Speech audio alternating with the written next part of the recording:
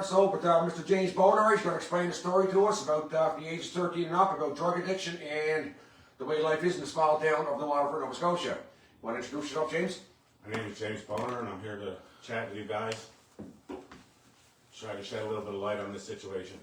All right, and we got our famous folks here, Shelley Crummy. What's up? That's Shelley. And then I also want to say thanks to a few people. To the Waterford Recycling, Brian McDonald, at Union Highway in Waterford, J.L. Sims' Towing, 862-82-62-29, also located in Waterford. And also Barb's House of Art, 1285 Cox Heath Road, at 902-539-8077. And then we got Daryl Beaton's Sebecki Mechanical Plumbing, at 3375 Hinchy Avenue, at 902-317-5838. And one more number here is very important. It's a suicide hotline. And on anybody's cell phone, press 988 or 1-800-273-8255. Again, that number is 1-800-273-8255. Okay, let's start the show off here, James. Let's tell us about yourself, man. I don't know where to start. Okay, so let's go back to the age 13 we were talking about when it all started, when you started smoking dope and doing drugs and... Well, I started back in 95, then I would have been 13. And then we just started smoking hash and oil. We started drinking heavily on the weekends. We, I don't know, we all started taking LSD. Coming into 18 graduation, it was mushrooms and all kinds of partying. I don't know. I've struggled with depression most of my life, ADHD.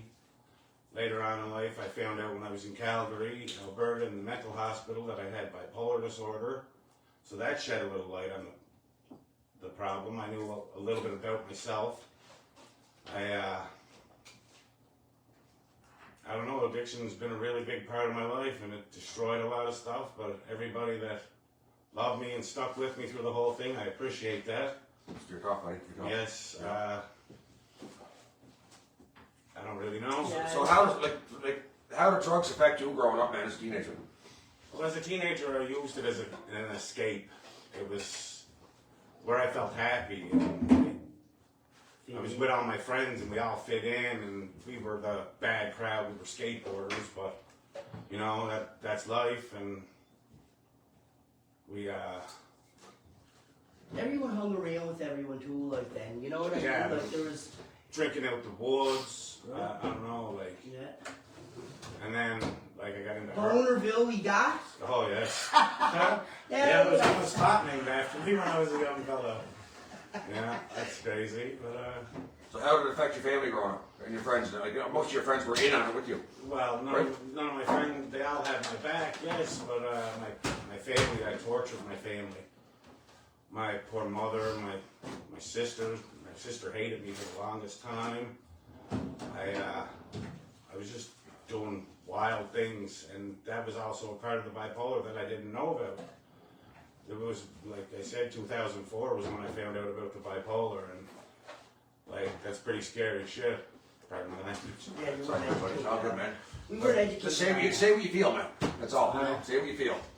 Don't hold back, man. No, I don't know. Like, you've had friends pass away, obviously. Oh, Okay, yeah. so let's talk about that. How did that Okay, well, affect you? When Mentally. I lost my first friend. His name was Robbie Hannon. He was a young fella from Glace Bay, and he had taken his own life. He had a pretty rough bringing up, and I don't know, we all loved him, but he decided to go the other route. And then I moved on to another friend of mine when we were about 19. His heart blew up, just out of nowhere. He had a heart transplant when he was younger, and one night he went to bed and he didn't wake up. And now, if I want to get into that, there's many of my friends that have passed away. I can't even name them all. I can't even get into it. It's like, it's too much. That's the fuel. Like, this town is like a black hole for young people dying. It is. It's a lot of it's suicide, a lot of it's through drug related. Yeah. Trauma. I had Trauma, yeah. one friend though that actually really affected me a lot, and I actually watched it, and Oh, You yes, know, yes. you my- came a long way since a few years like, you know what I'm Yeah. saying? That was hard on you, Bones. Mhm, That was really hard on you, man. You were, you know, mhm. she was like a sister to you. It's kind of hard not to fall back into repetitive situations here in this town with the lack of whatever we have here. We don't have any youth. We don't have any resources. We don't have any. I'm trying to get as we speak, I'm trying to get a psychiatrist, and it's near impossible. Yeah, it's, And mental health isn't doing nothing for me. They told me my appointment's in February 5th. That's a year away. well, you say, you know what? That's actually ironic that you say that because back in like 2000 something, I wanted to go talk to someone, not because I wanted to be on medication or nothing, just to get a few things out. And my doctor suggested it too. So when I went to Cal Mental Health, and this was in November, I feel it was. Yeah. So the following, I think it was August or something. So it went from like November to actual August of that following year. My phone rang one day, and it was mental health people, and she said, "Oh, we had a referral for you in November." Imagine. And you know what I said to her at the time? I said, "You know what, lady, I'm going to explain something to you." I said, "At the time, this is why I needed it, just to whatever to get stuff out." I said, "But I was able to vent and get stuff out and figure it out myself." I said, "But you know what's terrible?" I said, "It was November, and you just said to me that that's when you got my referral." I said, "It's now the following year, and it's August." That's the I same. said, "It would have been terrible if I had been in a bad way and Yeah. you know what I mean? Didn't have that help or that support." Yes. And that's what it is. Like my little cousin the other day, they took her into crisis. She tried to kill herself, and they let her. They released her. Like So what you're saying is there's very little no help here for anybody, There's other than the waiting list, right? yeah, Yeah. a huge Yeah. waiting list. And I'm like I said, at crisis at one time, I feel that when you went in there, it was taken a little bit more seriously, and they may have kept you overnight to like observe you and Yeah. stuff. And now it's just they push you out, and it's not. Why? What do you think the reason is behind that? Because you know what? Because the people that are in there, first of all, they really are ran off their feet. I have to give some people credit. Some people are just in there for a paycheck, but Yeah. there is other Yeah. people that are there that That actually care and want to help, but they're just ran ragged. And unfortunately, the mental health in the regional, and then like at hospitals, that's the only place. If you want to go into detox, I feel that in detox now it's only for alcoholism. And let's face the facts, alcohol was way more accepted than drugs. Yeah. Clearly, I understand, but only because they think that you go into a government store to buy it. But You know what's what? the difference? You're right. You're absolutely right. Because when I was in detox here about 10 years ago for coke, Yeah. you know what they told me? Well, He said, cocaine is only a mind drug, okay? That you don't really need all the time. But you're not like an alcoholic or alcoholics with seizures. Yes. And same with opiate crisis where people get pill sick. Yes, Because that's I know right. nothing about pill That's sick because I've never done pills, but she told me. No. She said, but we're probably not going to keep you in here very long. Yeah. Because once you dry out for the first 3 or 4 days, then Yeah. you're free to go. Yes, But yes. right now, the coke, they don't really consider No. that. It's a mind yeah, drug. So they told me. but let's be real. That's where like a lot of people are at. Coke and crack is terrible. Like, Oh, this town is polluted it's with taking Yes. over. Like It's it's not just this town. I would label this No, a lot of no, it's, no, it's, no, it's no. every town. Yeah, oh yeah, no, It's it, every def- town. it definitely Every is, town. right? Every That's town. what I mean, but I feel that you have to go at a province, and not even to get sometimes. away from it. Yeah, well, it's the only place there's help. Yeah. And the only thing is about help is also, you have to pay for that. Yes, you know, So- yes, I want to bring that up as well. The Sea Ridge Foundation out of Annapolis Valley is Canada's best drug and rehab center. And if anybody needs to go to rehab, they do accept insurance policies as well if you can't afford it. Because some companies will help you with that. Call 1-888-777-9953. 1-888-777-9953. And that's for Sea Ridge Foundation out of Annapolis Valley. Canada's best rehab center going. That's awesome. No, it's a good spot. I've already sent a few people up there already, and they're very happy with the results that they achieved, and they got counseling up to a year afterwards from the release from their time for the 28-day program. So if anybody's going through a hard time, I recommend you call these guys because they're top notch, and they will take care of you. Yeah, that's Okay. really good, because like I said, Yeah. there's nothing really around here, and the only other thing is if you go to Toronto, you have like Camp H and these Ridgewood places and out west, but even still, if you ain't Listen, got a Well, I've like actually, medical, I've just had a friend right now go into treatment up at Talbot House, and apparently that's all they talk about is drugs and using and everything, and he thinks it's a hard trigger thing. for him. So listen, I What's said he wants when to I go was, somewhere else. Yes. No, I've heard that before too. But once you're in there, you're an addict, and you keep talking about it, you think of relapse. Well, Relapse, that's- relapse, yeah. right? When Exactly. when I was going through my, like, I guess, recovery and stuff, and I had to go up to addiction services and talk to this counselor all the time, and sometimes I'd put my appointments off, but then I would go, like, the next day or the following week or whatever. But one day she said to me about putting things off, and I said, to be real and honest, Yep. when I'm here and I'm talking about it, because right now I was still, like, fresh and new and off of it, that's what it felt like. I was like, when I leave here, lady, I want to go do pills. But when I don't think about it in the run of a day and stuff, and I'm keeping busy and stuff, it's not on my mind because I'm keeping busy and stuff. But yeah, when for the first little while, It's hard to get away from it all. and I It's sat hard, and talked it's about hard. it, yeah, I said, like, It's it hard, more yeah. triggers me, because she was wondering that. And so anyway, she ended up writing me a letter to state that, like, that it was a trigger to talk about it, and that she also came to visit me at my house, because before she was my addiction service counselor, she was actually a children's aid worker, and Yep. I was involved with children's aid. I called it myself, as you all know that. And, Yep. when she came and she wrote a letter and she said, like, this is a trigger for her, but she is doing great on the other end, because I am also a children's aid worker, that I had been there and I can see her progress. And if she did have a problem, that I was a person that would reach out, because that's why I called them in the first place, right? Yeah. So I was very grateful for that, because like I said, there was not really a lot of mental health back then to have, right? So But still not. no, Still not. that's what I mean. But I was very grateful to have this lady, because I really didn't want to be sitting there all the time talking. But if I needed her, she was there, right? Yes. So makes a big difference. Oh, absolutely does. So if you could go back and change hands of times, what would you give like upcoming teens nowadays for drug advice? What would you do? Just don't do it. Yeah. Just don't follow that crowd. Yeah. When it's so acceptable and It is. around It here. is really. It's a social. It's It a is. social thing. It's a peer pressure thing with teenagers Oh, nowadays. It It's very starts, bad. yeah, really bad, and you know, yes. that's how it starts out social. You're doing it on the weekends. We're going to back dances. That's what it was. You That's know what what I it was mean? when we started. Yeah, like that's and like I said, back then at the school and stuff, I feel like probably like after like 99, 2000, then it was like this bullying all came out and stuff. But and I'm not saying that maybe bullying wasn't there when I was growing up. I just didn't see a lot of it, because they would pick on somebody that was like less, or that even like you could kind of see a disability in them. And I don't mean that to sound mean, but The bullying's bad. yeah, anyway. yeah, Bad, you know what I bad, mean? yeah. But it wasn't, I don't feel, as bad then, because everyone, whether you were in grade 7 and 8, were going to the parties or something with the grade 11 and 12s. Yes. You know what I mean? Everyone that was out the woods at Bonerville or the Nest or up at Hell, the school was there. Yeah.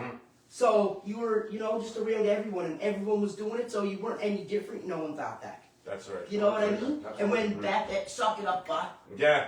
you know? Yeah. Pretty much. That's how it was. We didn't get no passes that, and no offense to people that, they can't go to school because they have anxiety and stuff. Anxiety wasn't even a freaking No. thing. No, Suck it yeah. up, everyone goes to Well, it. it's just ADHD wasn't a Right? thing. It was No. known, but it wasn't really. And no, A and, thing. Yeah. and it wasn't really a thing, ADHD back then, if you went to school and you were ADHD, You're hyper kid. Let's get oh no, you're a bad kid straight Yeah, you're a up. bad kid, yeah. And then you're on pills and whatever. 'Cause, like, no, legit, that's It is, why it's my, true. my dad It's was true. not having me on Retland back Well, in the day. that was another thing Right? too. You want to talk about addiction and stuff? Yeah. They started it. Yeah. They started giving kids pills, man. Yes. Oh yeah. Yes. They gave They me started. Melon, Yes. and then I was taking them for school, and then a guy in my class had So asked you'll me, buy them and then what Boner are you, started what are selling you, them. what are you taking every morning? And I said, they call it Ritalin. He said, you can crush them and get high off them. Well, we didn't, but we know now. Oh, that was we another know. blast. That was another blast. Yeah. Oh yeah. Probably was for that. Well, anyways. Yeah, no. Like I said, yeah, that's how it starts, right? You know what I mean? I remember there was probably the same guy that told me about that. Well, they also said that it's a statistic that somebody that was medicated their whole life would end up institutionalized. Well, I'm not institutionalized yet, but But not yet, neither am I, so I'm doing good. Yeah. yeah. Might have been locked up a few times. Well, if there's anything you could change, what would you change, man? There's nothing you can't change, but No, I what don't. would you do? Would you like to see more resources, like even just in the community I'd itself? like to see more help. More help in the community, Yes. or just around rural areas of Cape Breton Island? Yeah, Okay? the whole island needs yes. help. Yeah. We need to speed the process up for mental health. We really do. Yes. Okay. Oh, yeah. People don't have 5 or 6 months, or let alone even 2 weeks to wait. No. Some No. people will take their life. They have. Yes. And I have tried, actually. So have I.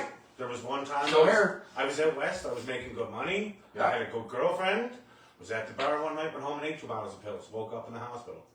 All because of depression. Uh-huh. And I'm excited. People don't understand that the facts of depression is real, and it really is. And it hits you just like that. Yeah. Nothing.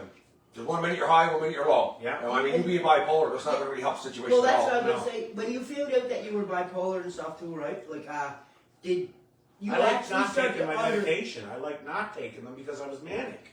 And I was really high, and I enjoyed being high. Oh, and yes, doing yes. outrageous things, right? Yes, yes. Kind of the wildlife, right? Yeah, But then, listen, then they put me back on the medication, and I get in a low. yeah, like, and that's what I mean. Like, then you have to start to regulate yourself. Yes, But did and- you find that when you figured out that you were bipolar, did you understand why you would get addicted to things more? Oh, like yes. Then? By then? Oh, of course I did. Yes, because Yes, for it sure. wasn't for me. Like when I came off of methadone, Yep. the pharmacist Jody at Black Diamond, he said to me, you know, about being because he knew I was ADHD and stuff, and that's the way it was for me. That's why you pick stimulants because it's like cocaine, marijuana, and like You get a rush out of it. yeah, because it You get keeps high. you that You high, get right? high, You know what I mean? Yeah. Yeah. And I never Absolutely. realized that really until I was like you said, that he told me, and then it actually made me understand why I did things that I did. I didn't really realize until a decade ago. When I was in my 30s. Yeah, well, this was in This- like 2017, so Yeah. like you were, Yeah. like, You struggled for a long time, brother. Yeah, buddy. yeah, like for a no, long I time, don't mentally, feel like physically, anyone was everything, really a man. lot different, you know, Yeah. other than a lot of people didn't make it, and We're still here. We're doing good. Listen, right, but some people left way sooner than they should have. oh, a lot. Okay? Yes. So like I said, let's go back to the depression deal, man. It's real. I Yeah. only talk about that if you can. What's you know about it? I mean, there's not much you can say, really. Depression, you get in a dark, dark place. And you just want to kill yourself. And you don't want to be around anymore. And it's serious. That yeah. There's so many people out there struggling right now. There's no help or resources for anybody. I'm not other than like the crisis hotline, and they lock you up in the regional, and they give you, they assess you, and they determine if you're losing your mind or not. And they normally will release you within 12 to 24 hours, most cases, because I was one of them. And you know, we need a speedy process up here for people going through mental health issues and a crisis for addiction, and not just a crisis hotline. We need somebody to be there with you right there, like at the Yeah, moment. like a We need place. somebody. We need a center. We need a center to walk Yeah, in. like that's They're not going to kick you out 100%. because you have lack of funding or lack of help, whatever the case may be. Yeah, like you have no health care, no insurance, like a lot of Or times- even if they're, like you said, you're self-medicating and they're looking at you for being a drug addict. Well, they judge you, man. They judge Yeah, you. they judge They you. judge you. They judge you They every do. time, man. They do, yeah. Oh, this guy's on this drug. Well, this Oh, is yeah. the reason why this is happening. That's right. There's not much. What made you get clean? What made you get stop drinking and get off the pills? And I got sick of it. you get sick of living like I that, got right? bored. I got bored. You got bored. So I wore everything out. I did everything you can think of. I've done every drug. yeah. And it just, I wore it out. So So one day I just got up and I was like, you get sick of it. I'm sick of it. You're sick of living like that. And now I just smoke marijuana and I don't even drink. I can't remember the last time I drank. And we just, you know, Got sick of living that way. yeah, Yeah. pretty much. It happens. Yeah. It does. 'Cause there is It more takes, like that, took right? me a long time, man. Took me a long time. I It hear wasn't you. the alcohol for me, but it was the tobacco, cocaine. Yeah, me Well, too. Yeah. I think I was addicted to everything at one point. Like you know what I mean? I probably enjoyed everything. Like way I didn't too really much. like opiates. I got on them for a minute and then I was on them for a few that minutes. was. I just swept it under the rug. And that I fucking- tried it. I didn't like it. Go on to the next one, right? Yeah. You know. Yeah, I hear you, man. Yeah, no, Mhm. that was Yeah. like one of my drugs of choices. I loved them. Oh no, not me. It was that was No, hard. cocaine was my It thing. was hard to get off of that by that sickness. I'm telling you. Oh, buddy, that's for real. Is there anything you want to say to the viewers right now, how it affected your family, your mother and your sister? Like, I know I already asked this, but how did they go through it? How did they deal with it? Watching their son, their brother, Destroyed himself. destroy himself. And not only did it hurt you, it hurt them. It hurt them very much. I put my family through the same thing. Yeah. Okay, my parents were waiting for me to get a phone call. And that was the worst thing about me is I would turn my cell phone off, okay? Because I get sick of people calling me all the time. Yeah. So I turn my cell phone off, and that's when they can start to You worry. always When they, let yourself- when they can't get a hold of me, Yeah. that's when Tommy's acting up, right? Yeah, So, yeah, but exactly. my phone would go off for 2 or 3 weeks, and I'd be on these benders, man. I tell you, sometimes. I used to say that no one fucking cares about nothing until they can't whatever you Until know. they can't control the get- situation. Yeah, Exactly, then- yeah, that's then right. it's like Yeah. that's what it was for me. Like no one in my not that I wanted anyone in my family. I was very grateful that no one knew, but no one said nothing. And then when everyone knew, everyone was like blah blah. And I'm like, fuck. like, but at the same time, if he's had been coming by or had been doing something, these people that were like actual judging me about it in my family, and I'd be like, well, the fuck, you weren't even there, like, so, No, that's right. you know. But I was grateful for it, and they were there, and you'd get tough love and whatever. You Yeah, know? tough love, yeah. Yeah. As long as you got a support group. I don't right? know You need exactly. somebody, right? Yeah. You need somebody that's going to And be that- behind you when yeah, you're going through the rough times, the exactly. good times, bad times. Yeah. We've all been there, man. Yeah. Okay? Everybody. Oh, yeah. Yes. Okay? Right? 100%, man. And I know, like I said, most thing I've ever done was lie. I became a fucking professional liar. Oh, you're Yeah, a me too. manipulator, 100%. Professional liar. Yeah. I was for many years because I was hiding my addiction. And I'm not gonna lie to you. I mean, cocaine is a hell of a drug. Yeah. It is, but it's very bad for you. It is very bad Yes. It's for you. very, very bad. It will control you. Yeah. And as far as the detox center in there, it's only a mind drug. I think that's a crock of shit. Okay? It is. And well, me, that's personally speaking. I'm not a doctor. Yes. I'm not anybody. I'm just telling you what I went through, right? Yeah. Oh, yeah. 100%. Yeah. I feel like that's like I understand what they say as far as like a medical person, you know, Yeah. say all about the sickness and stuff, because that part, yeah, okay, you might be right about that, but if your mindset is that that's what you're doing all day, well then it's I'm sorry, I mean it's kind of the same thing. You can throw the odd F-bomb in there. I'm Yeah, sure it's I know, not I going to be that know, bad. You know what I I mean? know. Yeah. Just limit it because there are people watching. Yes. Yes. Okay. Yes. No. Alrighty. What else? What else you want to talk about, man? I don't know. What? I don't know. If you had the opportunity to start over again, where would you leave New York right away? Would you leave this little small island, Cape Breton Island, where it's drug-infested province? Me and my brother talked about this. Okay. Not my actual brother, but my best friend since grade prime. That's your Sean brother. McAckern. Yeah. That's my Sean brother. McAckern, That's my your brother. Yeah. He is. He told me the same thing. He said I wouldn't change any of it. You know what? And I said, no, you know what? Neither would I, except for the part of hurt my family. Your family, I destroyed mine too, but Yeah, you know what? I wouldn't change a minute because it was a really fun life. And you know what? It did get us it was fun. It was fun, but I can't remember 90% of it. But it That also too. made us who Okay. we are today. Do Yeah. I agree with him to a point? Definitely, because like my mom asked me that same thing. Hey, like you know, and I was like, I'm not even gonna lie to you. If I probably had been rich and had the money, I don't know if I would have stopped doing OxyContin when I did. Oh, why? It's like 90% of the world right now. Everybody's whacked. Right, well, I know Everybody's that. whacked. I know it. I'm glad that like I'm not whacked now, but not that it didn't matter when I That's was true, whacked man. out back then. That's true. But like I said, it's. I feel that there's a lot more though that like we didn't have, not maybe not that we didn't, but like if I knew I was gonna take an oxy, I knew it was an oxy. Now today you don't know if it's gonna be filled with that fentanyl. You know what I mean? Yeah. Because Yeah, they're that's making them true. on presses and stuff. So I'm not saying that drugs are any worse today, but I'm glad that I went through that era because I don't know if I would come back from today's No. era. And I think That's if what I makes had me got nervous addicted as to a the person. opiates, I wouldn't. It'd be a completely different thing. But Yeah, right. I just didn't like them. Yeah. and My that's father was prescribed some pretty heavy-duty medication. Oh, yeah, mine too. And one Yeah. day he told me, I'll Yeah. trade you your Tylenol 3s that I had for a bad tooth.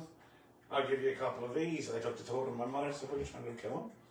You know he's going to take the two of them. Of course he is. Of course I That's did. what I do, bud. Yes, Take it all. One shot. Go big or go home.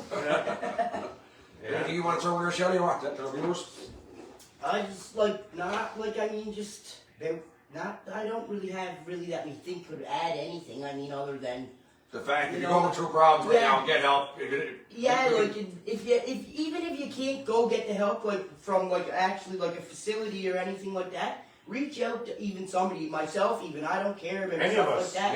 Yeah. Yeah, you know what I mean? Any one of Because us. as long as you have that even one person that's going to believe you, that's going to believe in you and help you, that is, like I said, that makes a big difference. Makes a Because whole lot of when I difference. come out for drugs and stuff and I'm trying to get a job, Yeah. and you know you have a criminal record or something, Oh, it's tough. or Yeah. when you're on methadone, like I was, and I was wanting to go to do this job and whatever, and this lady was very, very supportive of me, and I was very grateful for her because I feel that at the time it was like no doors were opening, Yeah. and this lady opened her door, and it made me feel better, and it made me actually believe that okay, someone does actually care, and they're not judging me about being on methadone and why I was there, and whatever, because some people did.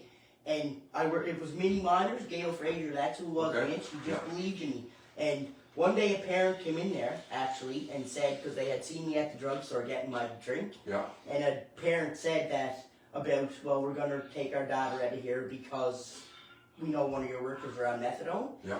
And Gail said, first of all, she's actually just doing a placement right now.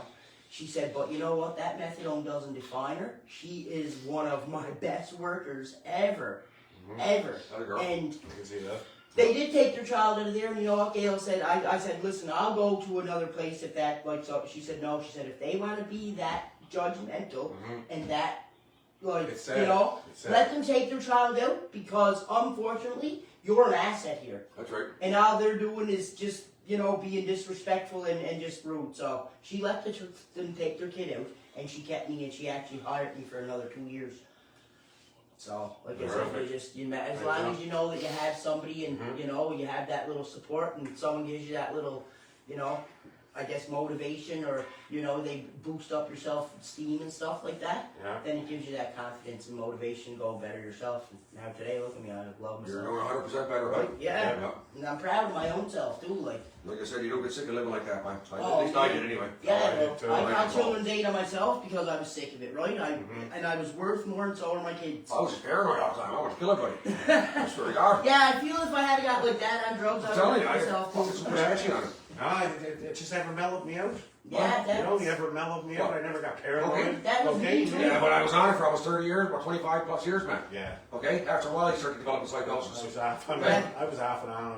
No, I was Yeah, pretty yeah. much steady, but Yeah. yeah, for a long time. because that would have scared you. Yeah. Well, that was like the first time I had a psychosis. I was up in Calgary.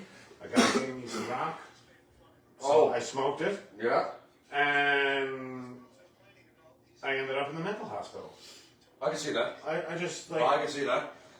I was walking down the street one day, and this Jason guy said to me, he said, "You don't look well." And he took me in. The ambulance picked me up. I told them I was going to my buddy's house, and they took me to the hospital, and I was there for 63 days. That's when I found out I was bipolar. You did all kinds of studies on you then. Mhm. Jesus, man. I'm glad you're here today, though. Yeah, Yes, 100%, buddy. Yeah. Right? Yeah, me too.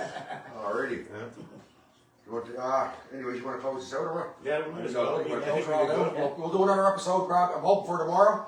But I want to thank James Boner for coming over and Shelley Crummy for always being here. And I also got a couple other people in the background, but we're not quite set up for you guys already, okay? And we'll get you guys back, alright? Okay?